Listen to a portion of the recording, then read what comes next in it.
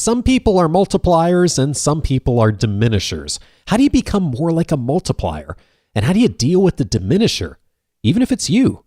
Today, the way to navigate both. This is Coaching for Leaders, episode 305. Produced by Innovate Learning, maximizing human potential.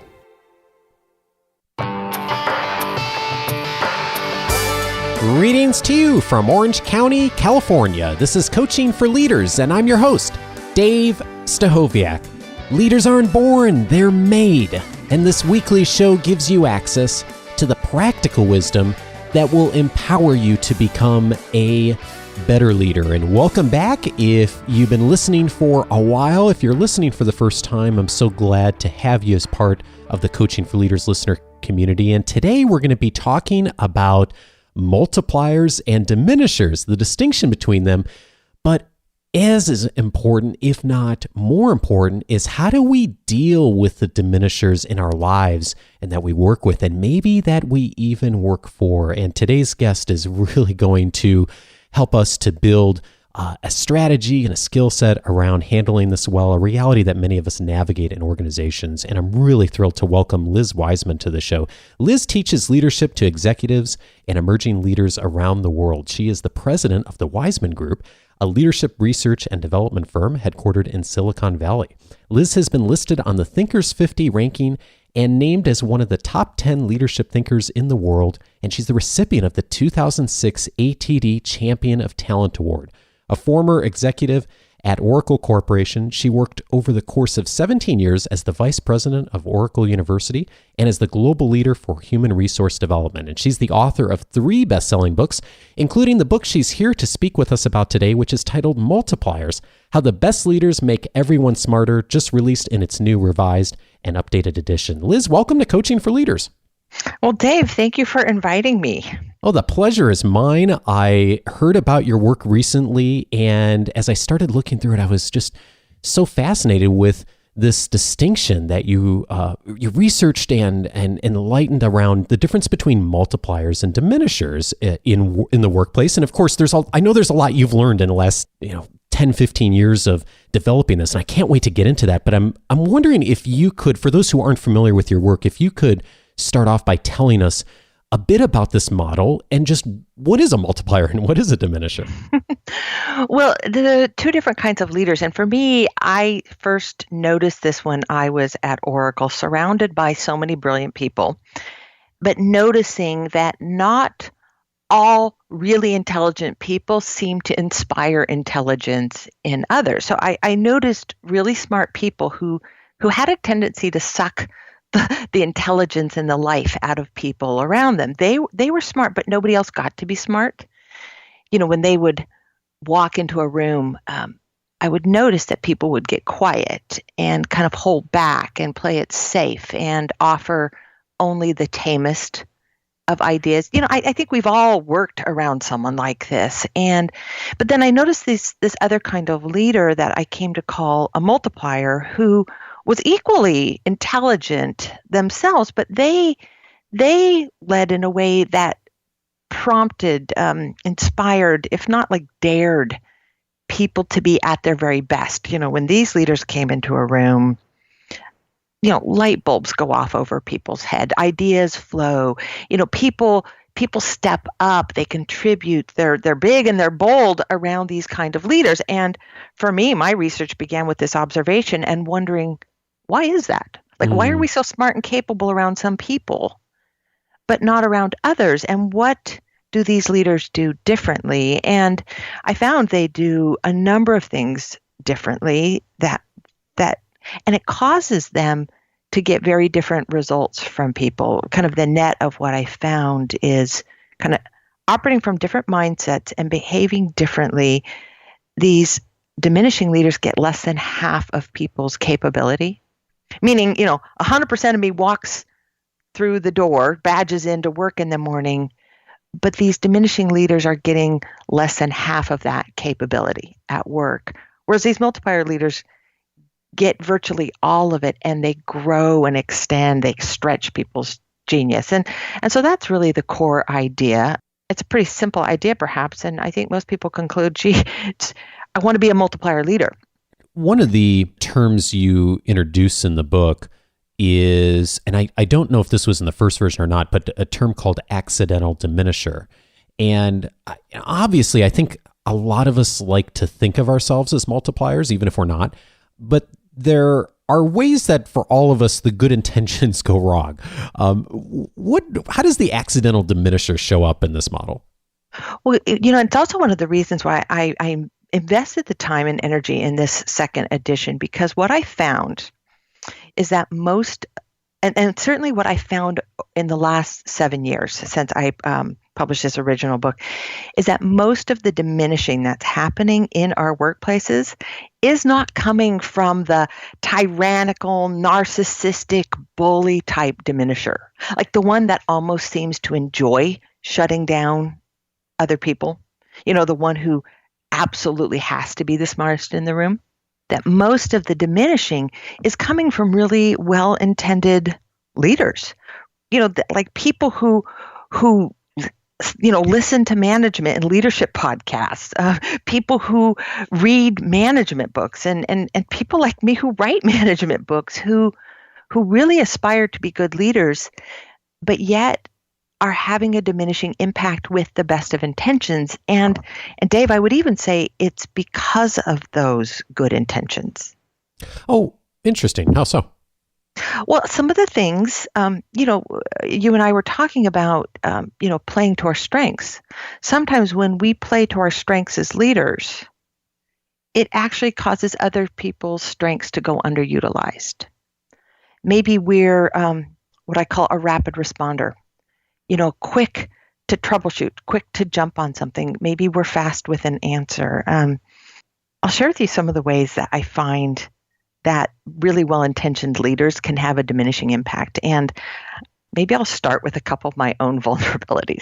Please, thank you. So this is like the Liz personal weakness list, but they all come from strengths. One of the ways this shows up is the idea guy. Idea guys, like, we are creative, innovative thinkers. We love idea-rich environments. And so we're really quick to toss out ideas. But what's it like when your boss is a fountain of ideas? People often spend their time, scurrying around trying to execute on these ideas, not knowing which one of them they should take seriously. Or they end up getting really idea lazy because somebody else is idea rich. And hey, if they've got to come up with an idea of their own, it's easier to walk down the hall to the fountain of ideas. Or sometimes really optimistic leaders, so focused on the upside, like people who are just brimming with can-do attitude. They end up seeing possibilities, but they don't see struggle. These kind of situations are fraught with mistakes and struggle. And if leaders only see the upside, people aren't usually willing to go into that space where they have to take risks and make mistakes and step up and learn. Yeah, it's so funny as you're saying this. I mean, I'm hearing echoes of conversations we've had with Michael Bunke-Stanier and Kim Scott and Lolly Daskell in the last few months of these things that we see that on their face a lot of times seem like really great leadership traits, and they are if used well, but also if overused or if used without understanding really the full gamut of leadership can really end up being liabilities for us. Very much so. And it's about how we use them. And, it's something you said made me think these are like some of our strengths and best intentions should be used with caution. Maybe similar to the way that, if you're pulling out a power tool and you're going to use a power tool, it's very different than just, using a hammer or a screwdriver where you can kind of be a hack there. But if you're going to use a power tool, then you stop and you think about, okay, how do I make sure things don't go wrong here? And I find for myself, my biggest leadership disasters all have come when I've had the best of intentions, when I'm my most passionate, most energetic, most hopeful and optimistic. And so I've learned for myself a set of triggers about how do I detect when I'm in this space where I'm actually prime to diminish. Well, that is a perfect segue into what I saw in your book. And I always read books on Kindle. And as I was going through, I was highlighting this phrase that you mentioned in the book, because I hear some version of this statement, phrase, complaint almost weekly now from folks in our community or academy members. And you write, I want to be a multiplier leader, but my boss is a total diminisher, so I can't. And they may not use those exact words, but I hear that all the time. Like, well, sure, that's fine if I worked in an organization where I got support from the board or executive leadership or, insert a title here. But I can't because this person is not supportive. This person is not a good listener. This person's a narcissist, all of those things that we tend to hear. But you say in your work, you can be a multiplier when working for a diminisher. And in fact, you may even be able to influence the diminisher. And so I was really interested in learning from you about some of the ways we can approach this. And if we do find ourselves in this situation where if we're not a multiplier, we're at least aspiring to be one, and how we can be more effective at dealing with the diminisher. Absolutely. One of the things that inspired me in this original research was not just finding these multipliers out in companies and nonprofits and schools and in our communities. It was finding people who were multipliers against the odds, people who were working in very diminishing cultures, but yet they chose to lead differently. And these people were very much my heroes as I did this research and wrote this book. But, like for me, a new hero emerged. And it's one of the reasons why I did this second edition is like the hero of heroes would be the people who are working for diminishers, like sometimes hardened diminishers. But yet these people in some ways choose not to be diminished. And so I went in to study how is it that we're dealing with diminishers. Does it work? And if not, what does work? And that's really the gist behind this idea of, how do we deal with diminishers and what I call, defenses against the dark arts of diminishing leaders. Yes, and there should be an award somewhere in from the Library of Congress. Anyone who uses the term defenses against the dark arts in a leadership book. I love that as I was reading through it, because I think that is the question that a lot of us are wondering, thinking like, oh, that's really interesting.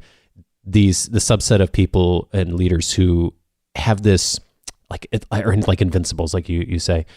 What is it that they do that's so different that the rest of us aren't doing or haven't thought to do? Well, let me start with what do we tend to do? Okay. And I find that and most people really want this. Most of us have worked for a diminisher or are working for a diminisher. And that diminisher in your life doesn't just have to be your boss.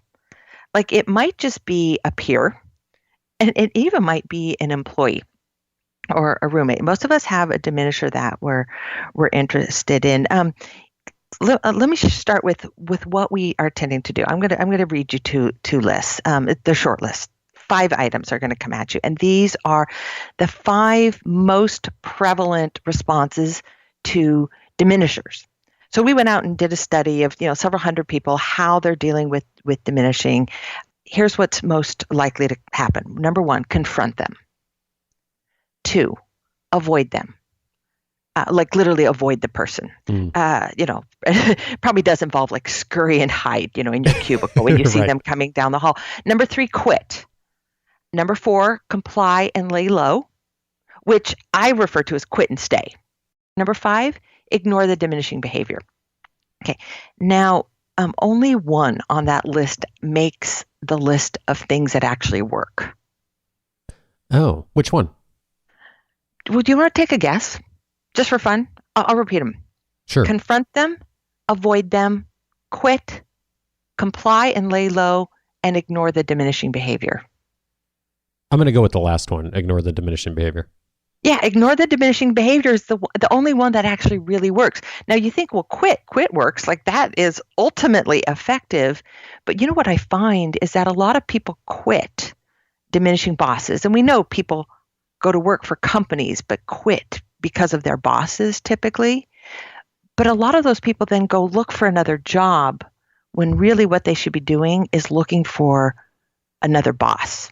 Well, and then they end up in a I've seen this again and again, where they end up in a very similar situation, and it's kind of the wherever you go, there you are sort of mindset. And they end up having to either learn the skill then, or then having to try to transition again.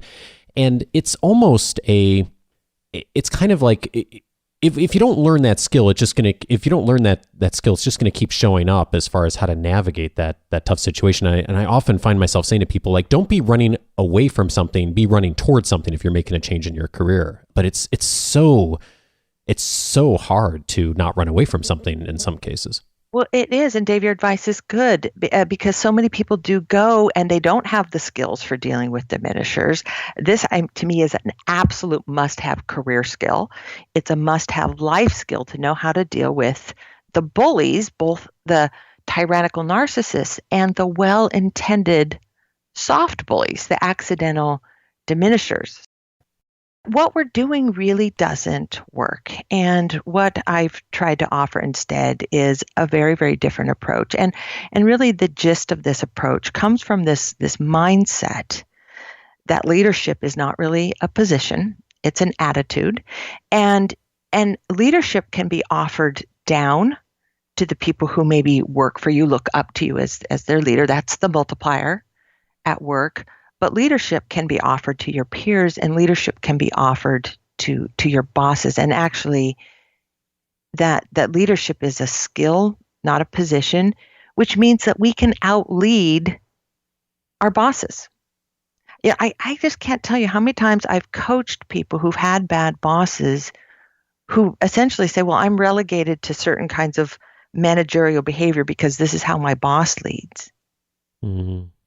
Remember the first time I asked someone, has it ever occurred to you that you could outlead your boss?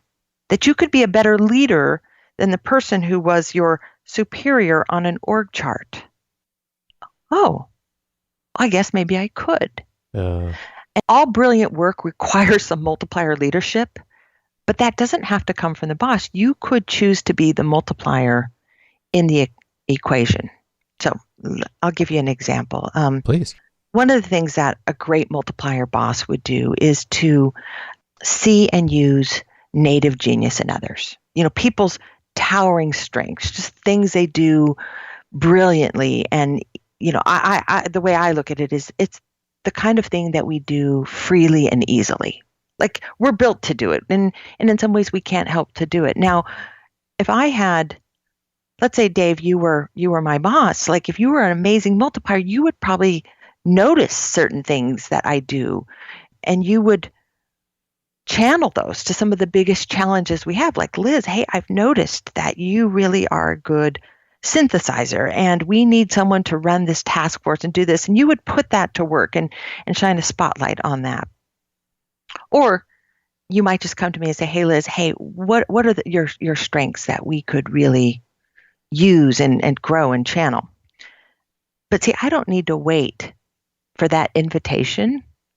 I can be the multiplier, and like I can see that genius in myself and I can offer it. And one of the strategies for dealing with diminishers, like you don't have to wait for like the Prince Charming of a boss to come along and find your strengths. You can share it and give your boss what I call a user's manual to you, meaning, hi, I'm Liz. This is what I'm good at. I'm pretty good at synthesizing. I can take a lot of data in and I kind of go from can of worms to bullet points pretty easily. And, I'd be happy to lead a task force or do, research. And this is how you can use me. And I find that when contributors do that, it's very rare to run into a boss who says, no, actually, we don't want to use that. Most of them are like, thank you. Like you've made it easier for me to know how to use you and your capability. Yeah, I'm glad you mentioned this because I've heard this advice before, and yet I don't, a few times, and I don't really see people doing it very much. And I'm wondering just how that looks logistically. And if you've seen an example of someone who's done that well, is it typing something up? Is it having a conversation? Is it some version of both of those? How does that look? Well, I think most of us are uncomfortable talking about our own brilliance. If I had a wish, if I had a magic wand, I guess playing on the dark arts of diminishing leadership theme, if I had a magic wand, one of it is that we as contributors and managers would get a lot more comfortable talking about our own brilliance. See, I think the best leaders are people who actually are really comfortable with their own intelligence, almost like they come into work like, hey, I'm a genius, I'm brilliant, I'm amazing, and I'm now over it. Because I love working with those people because they have to get over their own intelligence to be able to see and use the genius of others. The leaders I worry about are the ones that aren't so sure about their own capability, and they come to work feeling like they have to prove it every day, which means they can never look beyond themselves and see and use the capability of people around them. So yeah, I wish that people would be really comfortable saying like, hi, I'm Liz and I'm brilliant at this. The reality is most people aren't, which is why I recommend a user's guide, because it's not saying, okay, I'm like some super genius. It's just saying, here's what I'm good at and here's how you can use it. Yeah, part of what I'm hearing you say here is in some ways we're doing this for ourselves as much as we are for the diminishing manager, because the more we are able to identify and articulate the value we bring to the organization, the better we're going to do a job at being able to, as you say in the book, multiply up.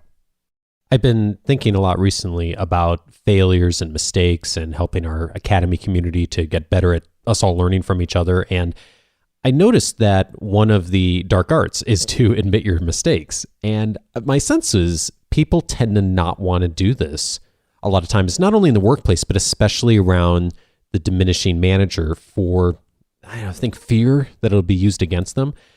How does admitting your mistakes help navigate this? Well, when we admit our mistakes, it does a number of things. One, it signals to the boss that we know what's happening. And it basically signals that we're smart. See, when we deny our mistakes, it leaves others frustrated about the original mistake, but then also questioning our intelligence. Like, does Liz not know she screwed that up? Is she out of touch? Is she not self-aware? Did she not pick up on those signals at all? So now we have like the original mistake and then a whole bunch of collateral damage and questioning. And what happens when leaders now start to question your intelligence? It just takes them down that diminishing path. But when we admit our mistakes, it says, okay, I made a mistake, but I'm smart enough to recognize that I made a mistake. And when we signal that we're fixing the mistake either immediately or the next time, it signals you don't now have to hover in closer because I'm going to fix it. And I think there's some really interesting research out there in the customer service literature about what happens when companies or service providers make mistakes and then fix those mistakes. It actually engenders greater loyalty and respect and trust and satisfaction than if they had never made the mistake at all. Mm-hmm. The other thing that happens is when we admit our mistakes, it creates an environment where other people can take risks. It creates this multiplier-like environment that tends to bring out everyone's best work. So I think it's accepting that, when you screwed up, most everyone else already knows you screwed up. Your boss, they already know about it. And so when you admit it, you're now on the same page as them, and they're going to give you greater trust rather than less trust. One of the principles you mention in the book, in the section where you're talking about how to navigate the diminishing manager, at the very end you have a very short passage and 4 words: supply your own light. Tell me about that. I wish that everyone had a boss that was amazing. I wished we all worked in environments where we got to bring our whole selves to work, our whole intelligence to work. But the reality is a lot of us are going to be dealing with diminishers. And, we might have to be the one that provides good leadership in there. This idea of supply your own light comes from a Stanley Kubrick quote, and it says here, let me find it. Oh, however vast the darkness, we must supply our own light. And I've seen that people, when they are trapped in diminishing situations, not only does it mean they're offering a reduced capability, but I've seen the collateral damage it does in other parts of their world and their life. And I've realized that sometimes we have to be the one to be the better leader in these situations. But when we do, it kind of provides light to all. And it also makes me think of something I think a lot of us have heard before, but I want to maybe share it in this context. And it's a quite famous thought from Dr. Martin Luther King. And it's his commentary on violence and trying to use violence to stop violence. He says, the ultimate weakness of violence is that it is a descending spiral, begetting the very thing it seeks to destroy. Instead of diminishing evil, it multiplies it. Returning violence for violence multiplies violence, adding deeper darkness to a night already devoid of stars. And then he says, darkness cannot drive out darkness. Only light can do that.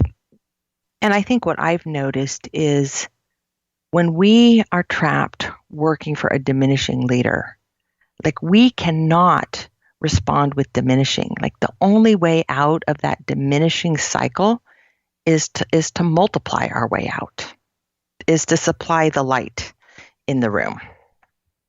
It's such a great quote, and it's such it's something, you said this earlier, Liz, that, a lot of times we're waiting for that Prince Charming or Princess Charming leader to show up in our lives and our careers. And a lot of us will wait an entire career for that, to find that perfect person. And I fear that a lot of us, and I know I have at times in my career, use that as the excuse of, well, I can't do this. I can't be the multiplier. I can't be the person that shows up with the light because of, insert reason here. And yet we see so much in your work and the research of so many others, that those who are willing, in spite of that, to make the choice to show up and to be learning and growing, it makes all the difference. Another thing I've noticed about senior leaders in particular is they often underestimate their own power, which is what causes them to be accidental diminishers. Again, most of the bad leadership that's happening is not coming from these like, wah ha ha ha, devious kind of diminishers. It's often leaders who underestimate the power they have, meaning they say, hey, I think that's a good idea. And somebody runs out and does it when they just were applauding an idea. They weren't dictating policy, or they offer a little bit of criticism, and a little bit goes a really, really long way. And I find most of this diminishing happenings because people underestimate the power they have as leaders. We were talking a few minutes ago about mistakes and failures, and of course, leaders are always learning and growing. What's the biggest leadership mistake you've made, and how have you grown from it?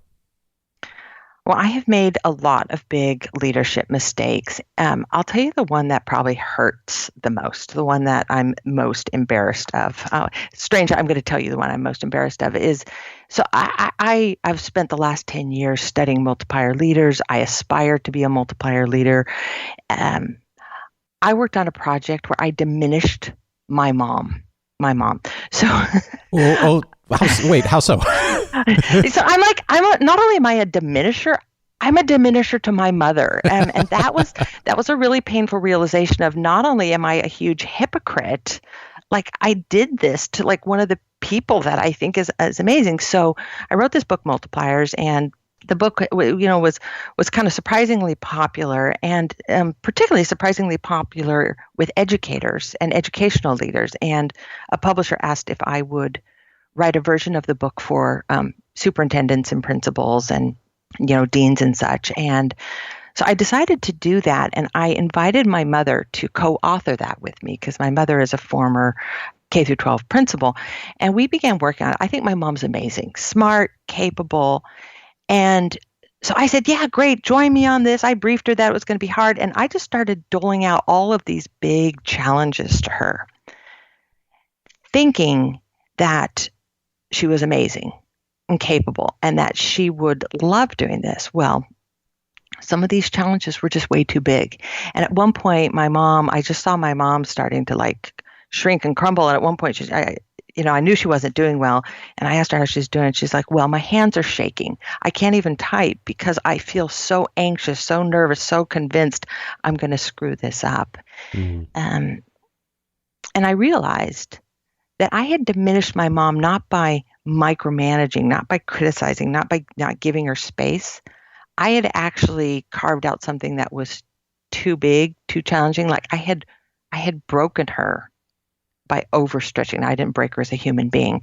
And I've learned, this is again part of this, sometimes we end up diminishing with the very best intentions, with this deep belief that she was smart and capable and can do this. I overlooked that some of this was really quite brand new to her. And some of this was going to be really hard. So it was like my optimistic can-do attitude had gone awry. But yet it was so diminishing. And it took a while for me to help her like recover that confidence. We ended up finishing the book and we're very proud of that work. But like, who's a diminisher to their own mom in writing a book about how not to be a diminisher? Like that's messed up, don't you think? Well, I think it is. Yeah. Well, I was thinking as you were saying that the it kind of goes back to what we were talking about earlier of the accidental diminisher. And there's that quote that the greatest enemy of communication is the illusion of it.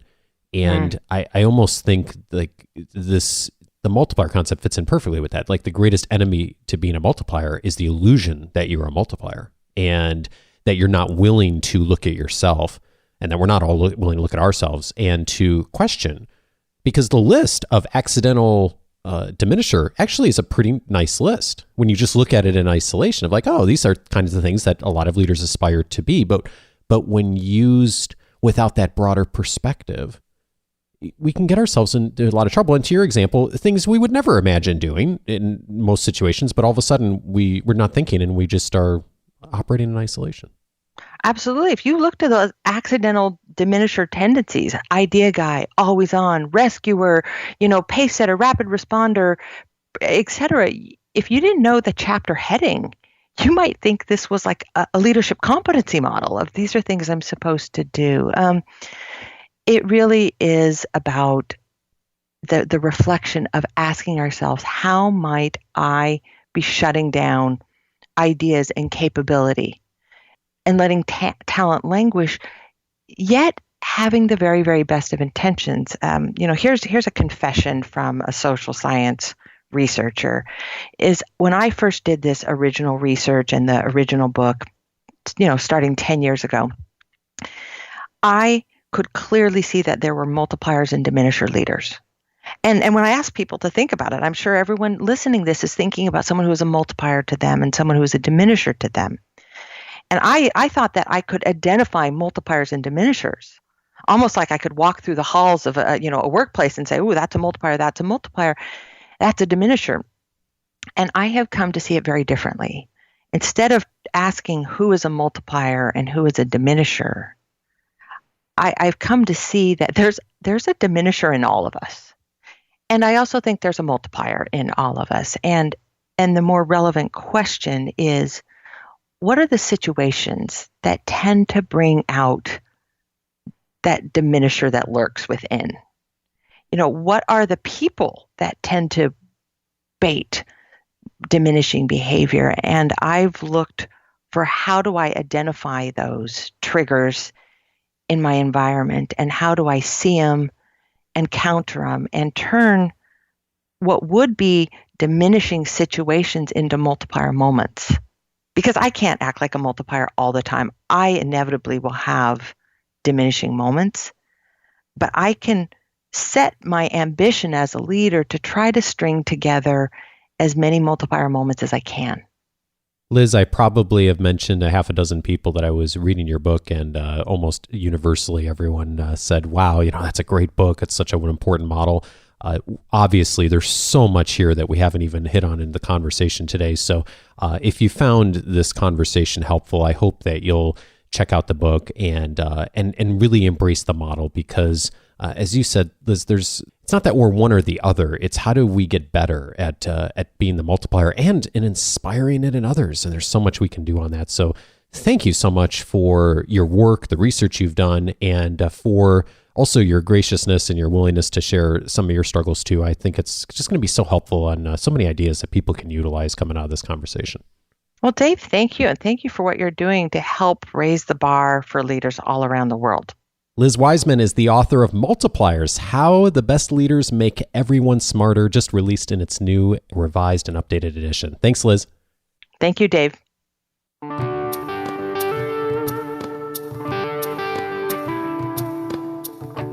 Thank you so much, Liz. All of the resources are, of course, linked on the weekly show notes. You can get access to those the easiest way by getting the weekly leadership guide in your inbox every Wednesday. And the best way to get access to that, if you don't already have it, is to activate your free membership on the Coaching for Leaders website. That will give you access to the weekly leadership guides with the show notes and also a number of other resources I track down every week that I think will support you in your leadership development between the shows. It also gives you access to the full library of podcasts over the last 6 years and searchable by topic, the member casts, the library, so much else that's in there. In addition, access to my free 10-day audio course, 10 Ways to Empower the People You Lead, especially if you've started listening to the show recently. It's a great way to get up to speed from many of the best lessons that we've learned together on the show over the last 6 years. If you'll give me 10 minutes a day, you can get the most immediate practical actions to become a better leader. You can join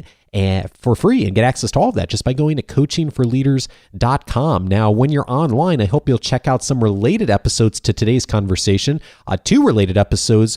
Back on episode 284, Michael Bungay Stanier was on the show talking about the way to stop rescuing people from their problems. Our conversation with Liz today about diminishers got me thinking about that conversation as well. If you haven't heard it and you find that you're in the mode of sometimes rescuing people from their problems, or maybe even often doing that, episode 284 is a must listen. It's one of the top downloaded episodes so far this year, if not the top downloaded episode. Also, check out episode number 296. Lolly Daskell was on the show talking about what gets between you and greatness and some of the archetypes that she has pointed out and researched in her new book. Got me thinking about today's conversation as well. So episode 296 is a great listen for you. And one that's not really related to today's conversation, but episode 245, How to Engage with Humor. What got me thinking about this is someone left an iTunes review, Gibson actually, and commended me for my quick wit. And then I happened to come across a conversation on LinkedIn this past week where someone had recommended Coaching for Leaders when someone had asked about shows that were about business and also funny. Well, hey, I'll take it. Funny wasn't the thing that I think about often when I think about this show. The show is many things, not often funny, but maybe I'm missing something. But it got me thinking, like, well, how can I get better at meeting everyone's expectations? It turns out we did an episode on it a way back, episode 245. David Nihill was on talking about how to use humor in order to engage with people. I've taken a ton of lessons from that conversation and used it, not so much even here on the podcast, but in emails and regular conversations with people. I found it a really practical guide to really connect with people effectively using humor. If that's something you'd like to get better at too, as I would, I hope you'll check it out, episode 245. You can get to all of those episodes just by going to coachingforleaders.com and the episode number. By the way, a few people have mentioned to me on email recently, they're looking for some of the older episodes. iTunes only allows us to syndicate so many shows, so it's not something we're doing. It's just the limitations of the systems with podcasts these days. If you are looking for the earlier episodes, they're all up there. Just utilize coachingforleaders.com/whatever episode number you're looking for. So if you're, for example, looking for episode number 1, just coachingforleaders.com/1. If you're looking for episode 17, coachingforleaders.com/17. You can get to every past episode doing that. Of course, even better is to set up your free membership and you can search by topic from all the past episodes. But if you want to start from the beginning, Just use that URL scheme and it will get you there. So sorry for that challenge. It's just one of the things that's a limitation of the current technology out there. By the way, while you're online, I hope you'll think about sending in some questions for some upcoming Q&A shows we're doing. You may remember, if you've been listening for a bit, Joe Knight was on the show about a year ago talking about financial intelligence and the knowledge and the information that leaders need in order to be savvy and talking in terms of finances and finance and numbers. I hope you'll check that out on episode 244. But more importantly, Joe's going to be coming on the show in the next month or so, and he's going to be taking our questions on finance and numbers and business acumen. So if you are wanting to get better at that, as am I hope you'll send in your question at coachingforleaders.com/feedback. Also, Kwame Christian is going to be joining us in the next month or two as well, talking about persuasion, how to deal with difficult people, and how to say no effectively when you're negotiating. So if any of those are top of mind for you, if you got a question around those areas, again, coachingforleaders.com/feedback is a great way to connect. And then finally, I think almost finally, thank you so much to all of you who attended the meetup this past week or two in the San Francisco Bay Area. We had a great turnout. Thank you especially to Nathan Shubai, past guest, who's from Dale Carnegie and actually went through and taught us an exercise of how to connect with people effectively. Also, Michael Bungay Stanier, who I just mentioned a few minutes ago, he was in town and came to the meetup, author of The Coaching Habit. We had a great conversation. Thank you to everyone who attended. So you never know who's going to show up at these meetups. I hope you'll consider one of the future ones. If you're in the Denver area, join us on Monday, July 24th. If you'd like to get more information, I will be in the Denver area that evening. Would love to meet you in person. Go to coachingforleaders.com/Denver. We already have several people who have RSVP'd. I'd love to meet you as well if you're in the Denver area, if you're going to be there that evening. Again, Monday, July 24th, coachingforleaders.com/Denver. And for those of you who are close to me here in Orange County, California, Thursday, August 17th, go to coachingforleaders.com/Orange County. Orange County, all one word. You'll see the details there of the event that I'm going to be hosting on Thursday, August 17th, 2017. And I'm looking forward to meeting many of you in the coming weeks and getting to talk with you about how the show's been helpful to you, but also to get a chance to just dialogue about how we can get people connected within those local areas. I'm really excited about getting listeners connected and continuing to help many of you to build your network. So thank you for all of you who have already been a part of that and will be a part of that in the next couple of weeks and months. And next week, I'm really glad to be able to welcome Jonathan Raymond to the show. He is going to be joining me to discuss how to hold people accountable. He is the author of the new book, Good Authority: How to Become the Leader Your Team is Waiting For. Jonathan has a 5-step process that's very practical and fairly simple to learn on how to hold people accountable. If that's something that is top of mind for you, be sure to tune in next week. Thank you so much to Gibson for the kind review you left on iTunes. I mentioned a moment ago, Gibson mentioned a bunch of other things too. Thank you, Gibson. If you'd like to leave a rating or review for the show, coachingforleaders.com/iTunes is where to go. And if you've got a question about leadership or about financial intelligence or any of the other things we mentioned a few minutes ago, send that in as well. I'd love to consider it for one of those upcoming shows. coachingforleaders.com/feedback is where to go. Have a fabulous week, and I look forward to speaking with you next Monday. Take care.